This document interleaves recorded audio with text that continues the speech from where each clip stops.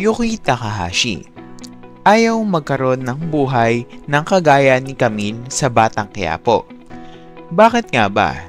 Tara't na't panoorin!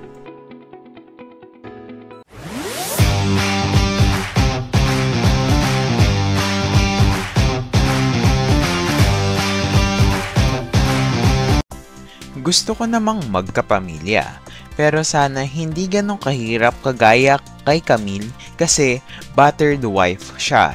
Ito ang sagot ni Yuki Takahashi o mas kilala bilang Camille sa seryeng FPJ sa Batang Quiapo na pinagbibidahan ni Coco Martin. Sa solong panayam na aktres sa OGDS Inspires vlog na uploaded na sa YouTube, natanong siya kung may plano ring magbuntis si Camille, considering na mahirap pala based sa role niya sa naturang serye. Aminadong mahirap nga nang ipaalam na buntis siya sa kwento ng Batang Quiapo noong Hunyo 2023, pero base sa timeline ng serye ay 40 araw pa lamang ito kaya hindi pa siya nanganganak. Battered wife si Camille ng live-in partner niyang si Makoy De Leon na mas kilala bilang David. Physical abuse, emotional abuse, so sana in the future pag ikakasal ako, hindi ako makahanap ng ganong klaseng tao, saad ni Yuki. Dagdag pa, sobrang hindi makatao ni David.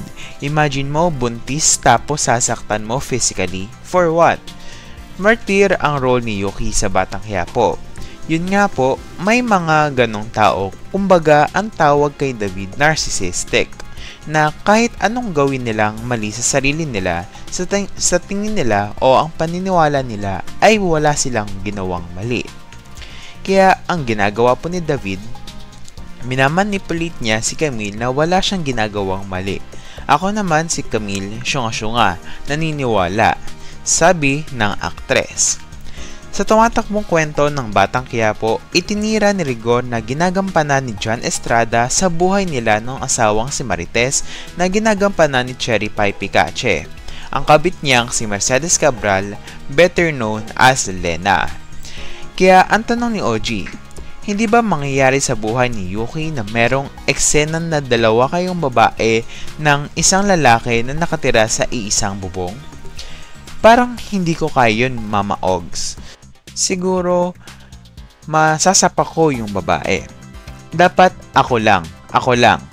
Ganun naman po talaga, 'di ba? Saka, pag mahal ako lang, ani Yuki. Sobrang nagpapasalamat si Yuki kay Coco dahil sa mga payo nito in terms of acting dahil meron namang ipapakitang acting ang actress. Supposedly po talaga guest lang ako. Panandalian lang talaga ako sa school. Then, nagdire-diretso. Buti naman po nagustuhan. Masayang kwento ng dalaga. Ang bilin daw ni Coco kay Yuki, tuloy mo lang iha, may mararating ka. Saka po si Ma'am Charo, siya po talaga yung nakapagpatibay ng aking heart. Anong sabi sa'yo ni Ma'am Charo? Tanong ni OG. Tuloy mo lang yan, galingan mo lang. Maging professional ka, tapos medyo naging close na po kami kasi tinuturuan niya ako ng vocal warm-up bago mag-taping, and her presence lang talaga is very radiating. Good vibes, positivity.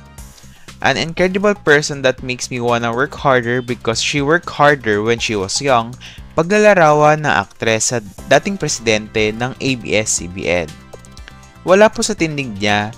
Like, sobrang bait po niya sa lahat ng tao kaya kinakabahan ako lalo kasi baka pumitik to.